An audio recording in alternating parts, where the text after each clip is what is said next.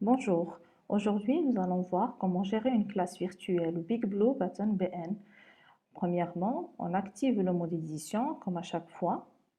On choisit la section où on aimerait intégrer notre classe virtuelle. Rajouter une activité ou une ressource. Big Blue Button est une activité, donc on clique sur Ajouter. Premièrement, on doit remplir le champ obligatoire. Il y aura le nom de la conférence. Donc, dans notre cas, on va mettre par exemple le cours numéro 10, par exemple. En dessous, on a une case à cocher pour envoyer les notifications aux participants pour les informer de la classe virtuelle et de l'heure de l'ouverture de la classe et de fermeture de la classe pour qu'ils soient présents. Un message d'accueil qu'on personnalise. Donc, et on va cocher aussi que les étudiants doivent attendre que le modérateur soit présent pour pouvoir entrer à la classe. Par défaut, les utilisateurs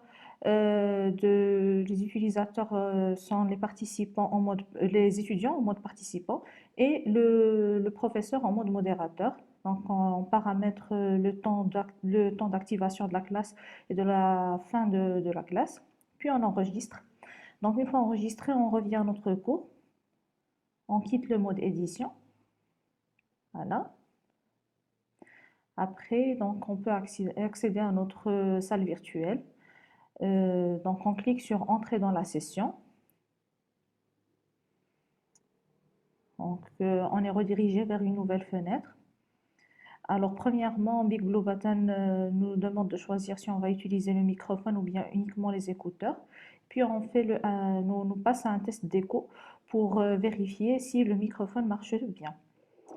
Donc, voilà, notre salle virtuelle est prête.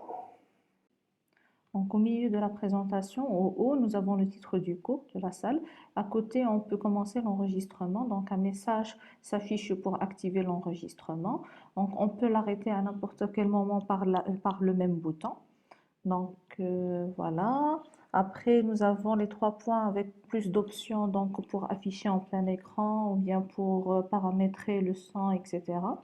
Ensuite, pour changer la présentation par défaut qu'on a maintenant, on passe par le plus qui se trouve en bas. Puis, on charge notre présentation qui se trouve dans notre bureau.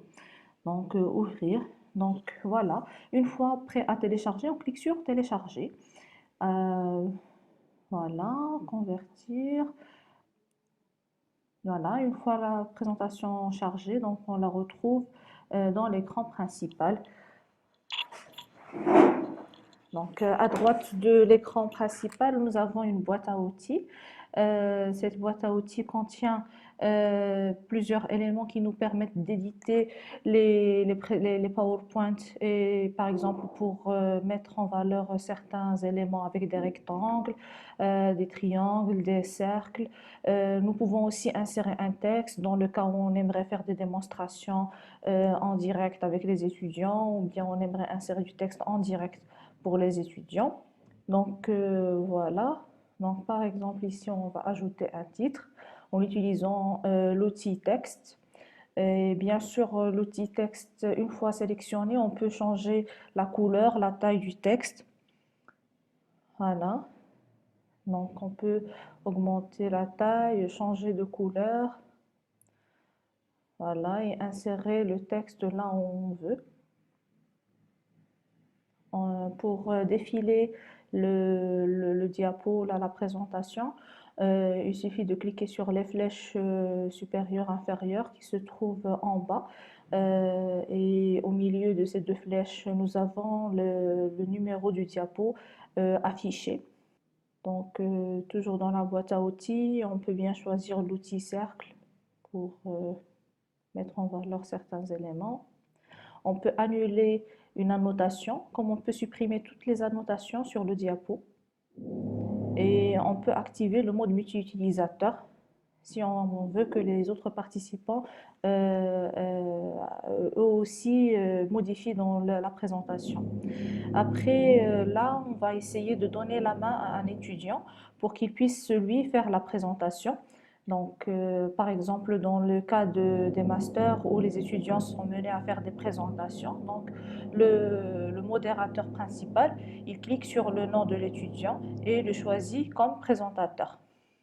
Donc, dans ce cas-là, vous allez remarquer que mon curseur, il ne bouge pas, mais le bouton rouge, c'est l'étudiant qui est en train c'est l'étudiant qui est en train de faire l'édition ou bien d'ajouter des annotations sur le diapo.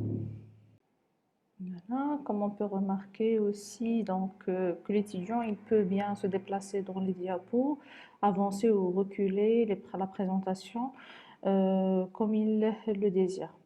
Donc après,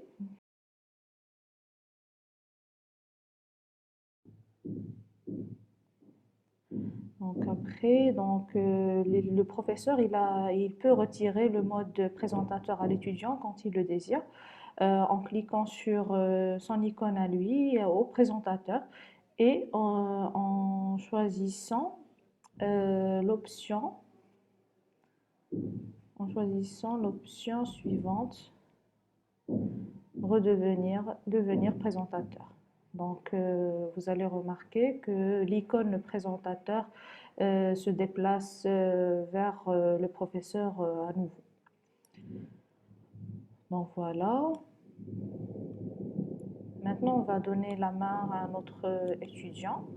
Donc, dans ce cas-là, le deuxième étudiant, il va uploader sa propre présentation. Donc, il ne va pas travailler sur la présentation de l'enseignant. Donc, voilà, vous allez remarquer que la présentation a changé. Donc, c'est la présentation de l'étudiant. Et il peut aussi faire ce qu'il veut. Donc, dans sa présentation, il peut la défiler, ajouter des annotations aussi. Donc, la même chose. Donc, une fois l'étudiant il a contrôle sur le contrôle modérateur ou le présentateur, donc il peut ajouter des annotations sur sa présentation, il peut présenter, défiler son PowerPoint. L'enseignant, il peut retirer la modération à l'étudiant quand il le désire, donc et reprendre le contrôle. Il peut afficher sa webcam en cliquant sur le bouton avec la caméra en bas. Et du coup, donc, la webcam nous donne le résultat en haut de la présentation. Il peut la retirer quand il le désire. Il peut bien sûr aussi partager son écran, son bureau par exemple, va partager le contenu d'une application si le prof veut faire une présentation sur un Excel, sur Word ou bien sur un logiciel de gestion, de comptabilité. Il peut bien utiliser cette option aussi et il peut retirer le partage de son écran quand il le désire. Donc pour arrêter l'enregistrement, donc il clique sur le bouton rouge en haut et l'enregistrement va s'arrêter. Euh, il nous reste aussi à voir le partage d'une vidéo donc, qui se trouve sur YouTube ou bien sur un autre site de vidéos. Donc, une fois on choisit ce qu'on veut afficher, partager avec les étudiants, on doit copier le lien de cette vidéo, on copie l'URL et on va le coller, voilà, dans la zone de texte, voilà. Donc, et on retrouve la vidéo YouTube partagée avec les étudiants. Voilà, donc pour arrêter, on clique sur le bouton plus pour arrêter la présentation de la vidéo. Pour le sondage, toujours à partir du bouton plus, donc le prof il énonce sa question. Donc par exemple, est-ce que vous avez tous compris? Et les étudiants ils vont cliquer sur oui ou non pour dire s'ils ont compris ou non. Il peut ensuite partager le résultat du sondage. Comme il peut s'en servir pour expliquer un peu plus si personne n'a compris. Une fois la séance terminée, donc vous devez mettre fin à la réunion. Voilà. Et automatiquement, vous allez être déconnecté. Et de même pour vos étudiants aussi, ils vont être déconnectés de la session. Et puis vous cliquez sur terminer la session. Alors l'enregistrement de la séance, il ne sera pas visible automatiquement, donc ça va prendre un peu de temps pour pouvoir la voir. Donc, pour notre cas, après quelques minutes, donc on retrouve l'enregistrement. On peut y accéder en cliquant sur le bouton présenter, donc pour voir le contenu qui sera visible aux étudiants.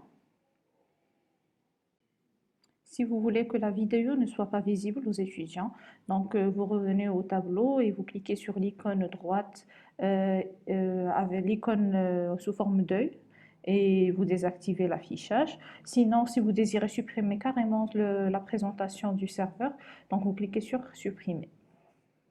Donc maintenant, vous savez comment utiliser une salle virtuelle Big Blue Button. Donc il nous reste à voir comment télécharger la vidéo et faire un montage ou bien faire des modifications sur cette vidéo-là. On va essayer de voir ça dans un prochain tutoriel.